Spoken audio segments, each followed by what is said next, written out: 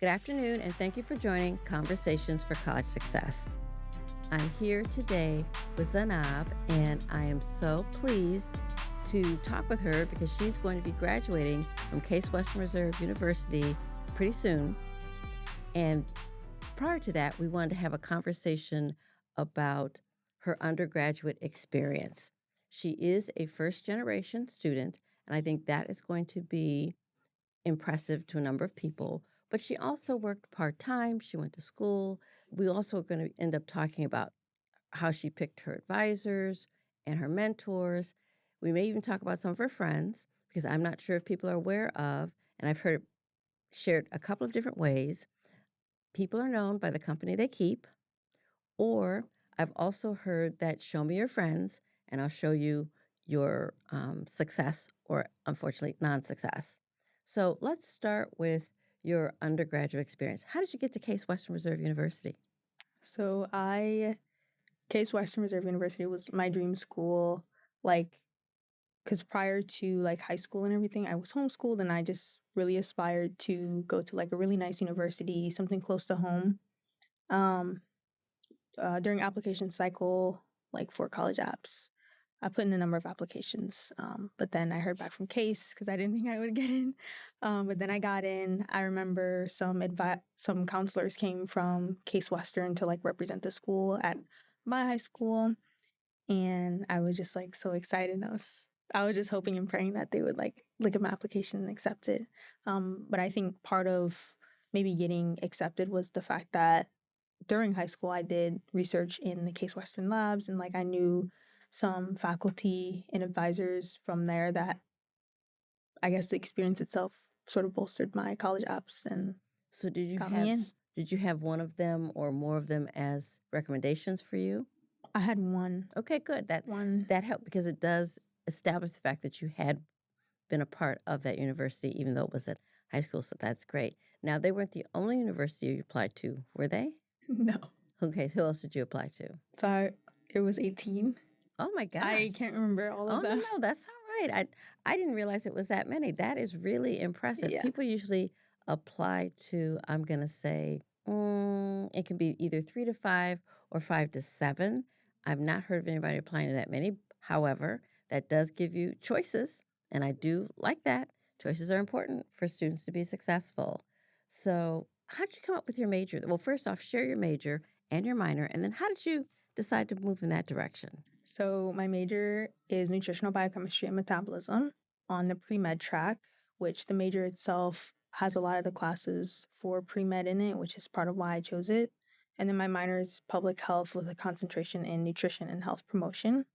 I started my first year declaring biomedical engineering Oh, and okay. pre-med, and it was too much. And I also quickly learned that engineering is not for me, and to follow my heart and focus on something that I personally enjoy, which are the nutritional sciences.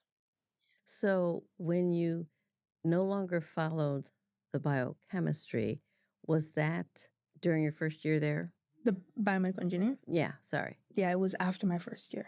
I started taking the classes because I didn't declare until my second semester. Hmm. And then I had anxiety about it because it was so many credits and I was not passionate about engineering. I kind of maybe listened to people who were saying I should do engineering because I'm at Case and it's a really nice program, but it just was not true to what I wanted. So I ended up redeclaring to nutritional biochem.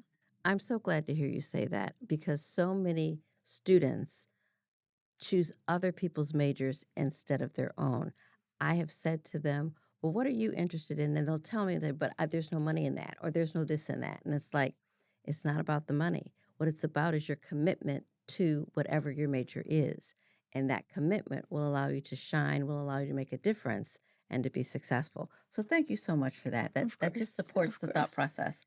Um, there's an old adage, do what you love and the money will come. And that really is what you're looking for. You really need to be passionate about what you're doing.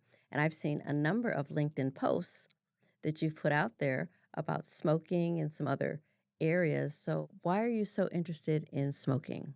So at core, the issue is tobacco use and its high prevalence in throughout the United States, but also specifically the city of Cleveland, our smoking rate prior to recent data, so like in the maybe 10 years, it was 35%. We got it down to closer to 25, which is really good.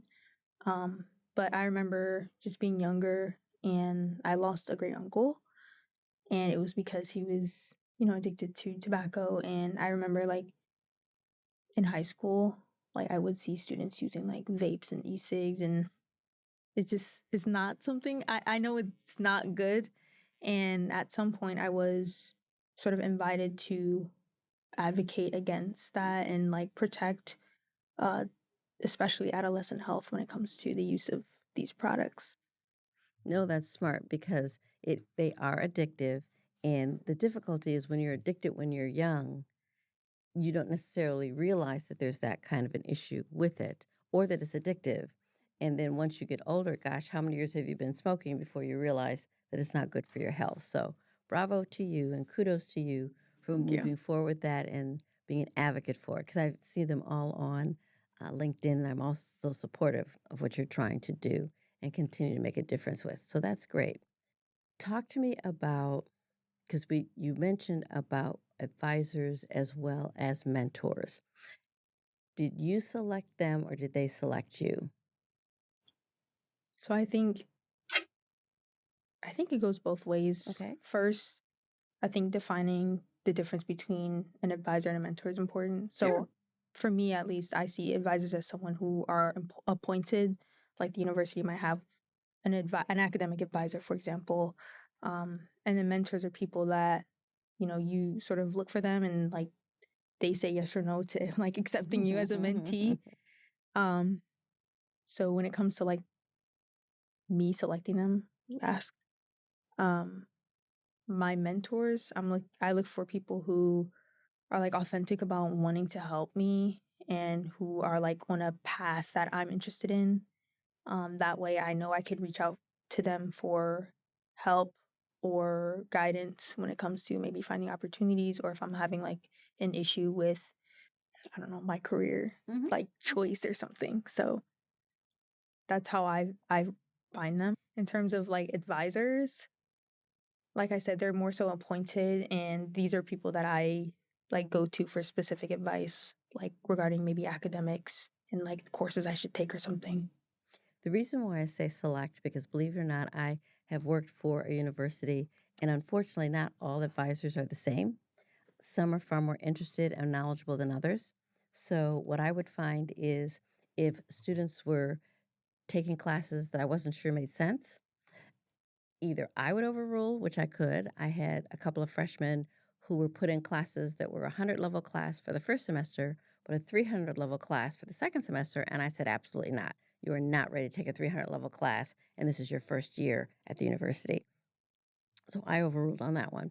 But others, it was to make sure that students were taking the correct classes so they could graduate timely. When academic advisors are overwhelmed, because that happens. They often have 300 to 500 students that they're trying to keep track of. They may not always have everything in front of them in terms of what's most important. Not saying all, but occasionally students have been put in incorrect classes. They passed them, but they didn't help them to graduate.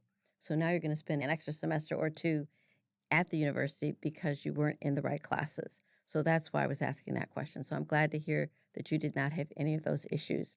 And so for others listening, make sure that both you and your academic advisor are on the same page for not only your major, but the classes that are required. Now, at Cleveland State University, they actually had a system in place that was electronic that you could go online and see what classes you needed to take as you took them. They showed up, but they also showed the ones that you still needed to take. So I thought that was very helpful for students, but that was provided they actually paid attention to the list of classes. Now, in terms of mentors, you're absolutely right. It is a two-way street. And from that perspective, I do think it's important that you are impressed with the person and they're either in the field that you are in or they have skill sets and information that you would like to acquire and learn to be more like. Because being in any career is more than just the book knowledge. It's the finesse, it's your ability to communicate and effectively connect with people. Those are the things that make a difference. So, your mentors oftentimes can help you move in that direction, as well as, and this is also a very important point, connect you with other people. Now, the other thing I'm going to put out there, and I'd like your response on this, your mentors do not have to be in your field. And I say that because contacts and connections go across all boundaries. You might start out with people in your field and then realize when I've said to people, well, you should talk to the people that you know. Well, they don't know anybody. It's like, how do you know if you've never asked them who they know or don't know? Your thoughts? I agree. Um, I think that goes to the topic of networking and utilizing your network to reach out to other people and just being bold. I think networking is a difficult thing Why is that? because you have to be bold and you have to go out there and like be vulnerable and be uncomfortable. Asking people for help is like not easy, even though we're students and we don't know anything. Compared to the professionals that we're reaching out to, I think it's also a daunting experience because you might think that, oh, they're just going to ignore my email or they're not going to respond, which it happens and you Mm-hmm. just have to accept it. But then there are people that will respond and that are willing to help you. And I believe that back to the conversation of mentors, I believe that it's supposed to be reciprocal. I think that, Mm-hmm. yes, they offer you something, but you should also be showing up with like your greatest effort and like with gratitude. And I think, just being grateful for their time and things like that. So, yeah. No, you're absolutely right. It is a two-way street. And even though oftentimes as a student, you don't think you have anything to offer, you have no idea.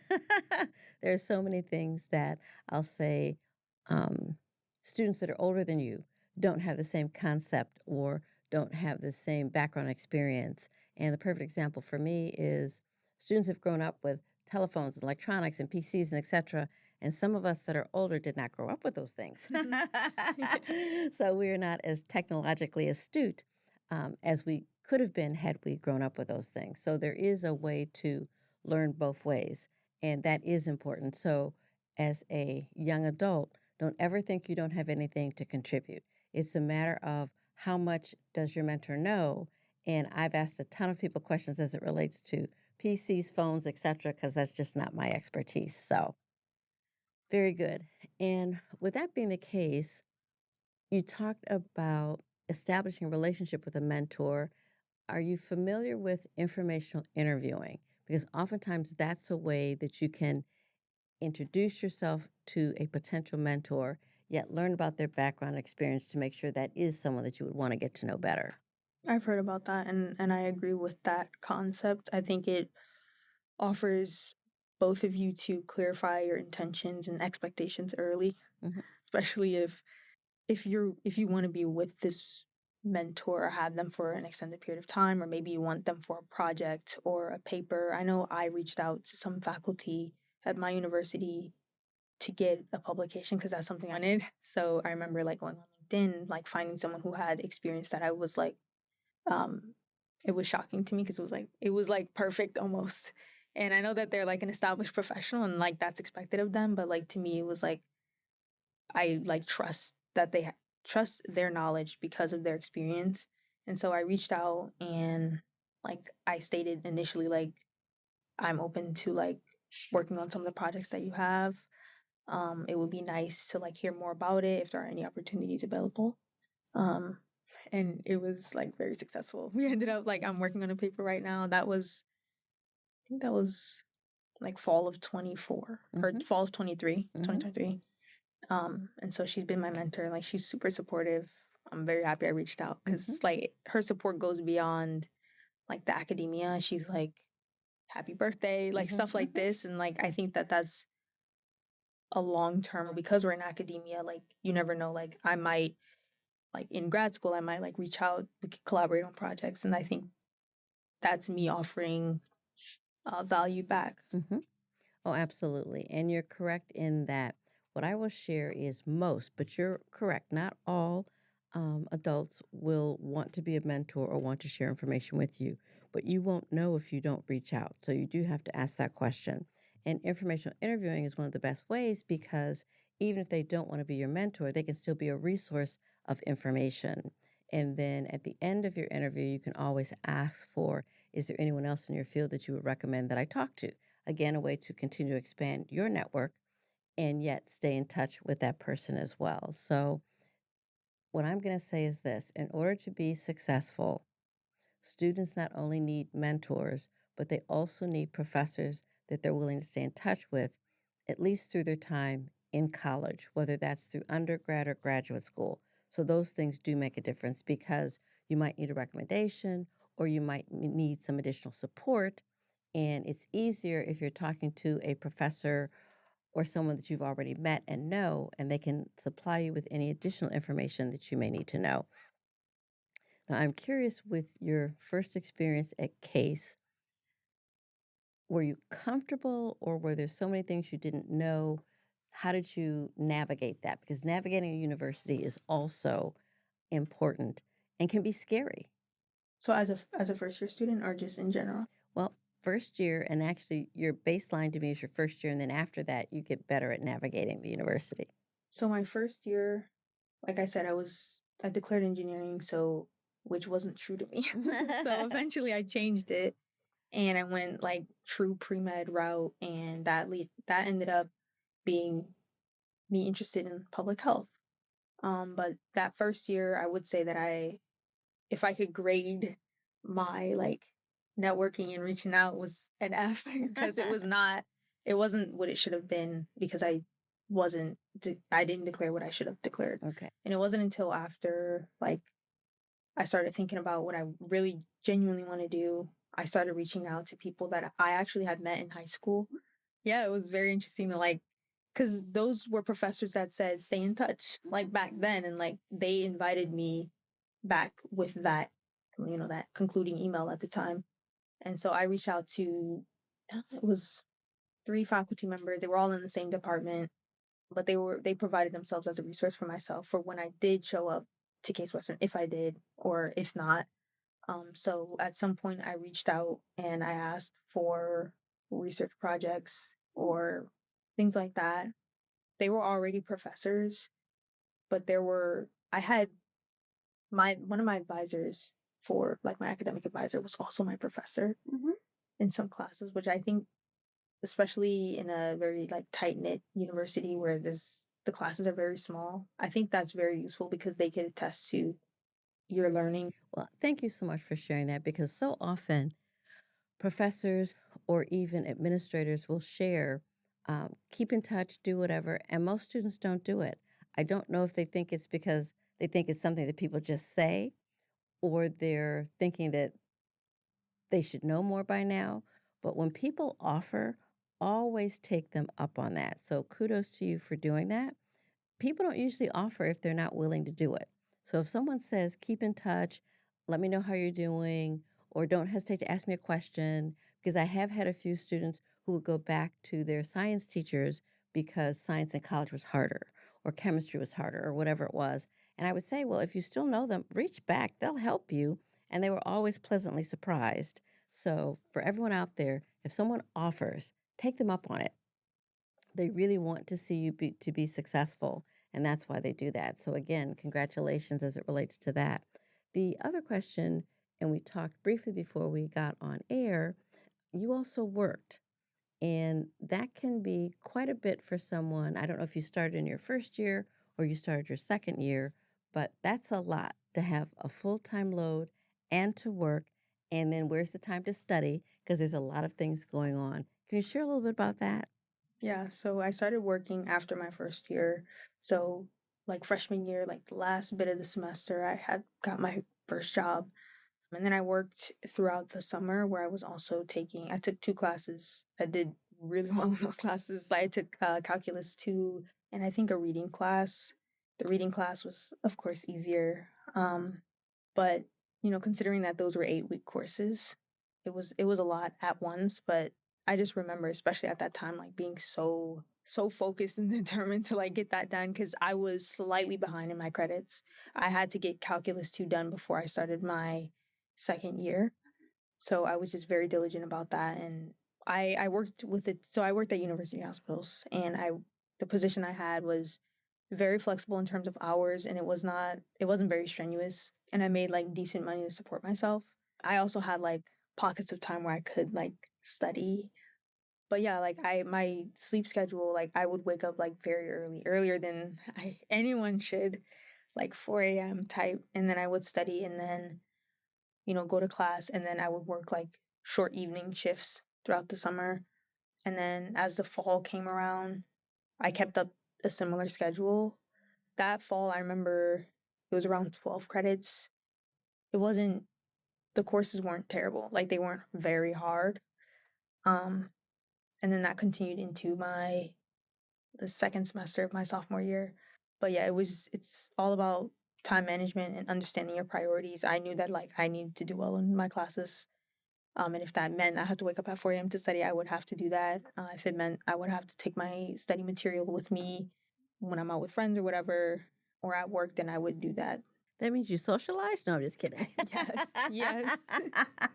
That is important. You can't socialize all the time, but you should periodically socialize and also just get to know other people in your classes because that also can help you to be successful. So, takeaway here is if you're going to work, you have to be diligent and time management focused, which again, very critical things to be successful. Now, did you always take summer classes or did you just do it that one semester? I took 2 summers worth of classes. So the summer after my freshman year and the summer after my third year. Okay.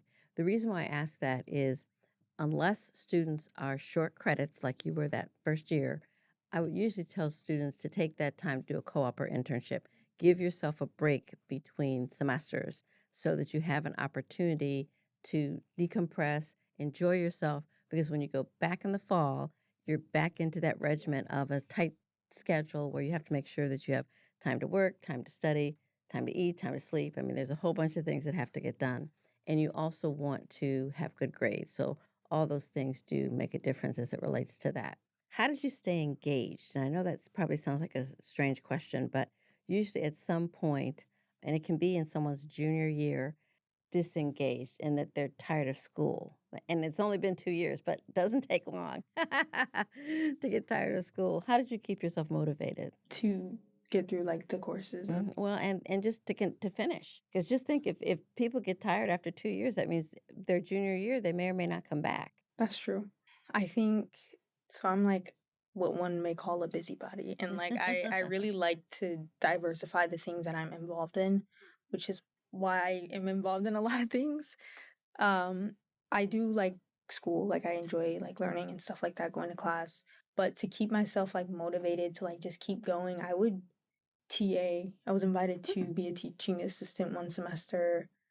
And during that same semester, for example, I was also like continued my research assistant position. Hmm. And like it just makes the day more interesting knowing that like, oh, I have students to attend to, and I'm going to the office to like work on this manuscript or whatever. So to stay engaged for me, it was just constantly like evolving in the things that I'm doing and like staying engaged with professors and like meeting new people and all that stuff is like I have to do it. Otherwise I get bored.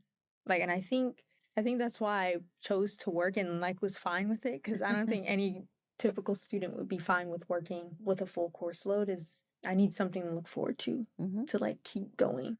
No, that's fabulous to be honest with you. And I do think that the diversity makes a huge difference as well. I do like to see if students find a position that they're interested in and it coincides with your major, that is a really good combination. And the other thing I would share is that wherever you're working, they need to be supportive of the fact that you're in college and that you're looking to get your degree. If employers are not supportive, then you need to find another employer. And I actually had to share that with a few students when I was at the university because they wanted them to work longer hours. Like, you can't work longer hours. You have classes, you have to study, you have to do. So if they're not going to support or respect the fact that you're not available those times because you're in class, then we're going to have to find you another position. I agree 100%. Where I worked, like at university hospitals, we know it's a medical center and they have students, so they, for the most part, understand that we have classes and studying to do. But my managers, at least, they were very supportive. If I needed a day off, like they would ask me, "Do you need this day off? I know you don't typically work these days," and like they would consistently check in with me. And even my research position, the PIs or principal investigators who are leading the study, they'll check in with me. Do you need more work? Do you need less work? Like it's very, very supportive and flexible. And I think that's why I was able to do it. If it weren't for that level of support and encouragement, really, I it wouldn't be something that I could do. That's the perfect example of if you can work in your field, they're more likely to be supportive. But even if you're not, because just based on hours and things that are available to you, they need to be supportive of the fact that you are looking to finish your degree and graduate, which means you may not be there after 4 years. If that's not the case, then as much as possible, find a position where the people are supportive of what you're trying to accomplish and do, because that's how you will be successful moving forward as well. So that's great. All right. Well, thank you so much for joining Conversations for College Success. I'm going to challenge my listeners, having listened to such a great recommendation and information. If you're looking to go to college, or even if you're already in college, think about who are your mentors, who are your advisors. And if you don't have mentors in particular, I challenge you to find someone, hopefully more than one, but at least one person who can help guide you and direct you in the field of which you're trying to get into. And then share that. Let us know. You can either share it at Conversations for College Success at hotmail.com, or you can share it on whichever podcast medium you're listening to. We definitely appreciate that.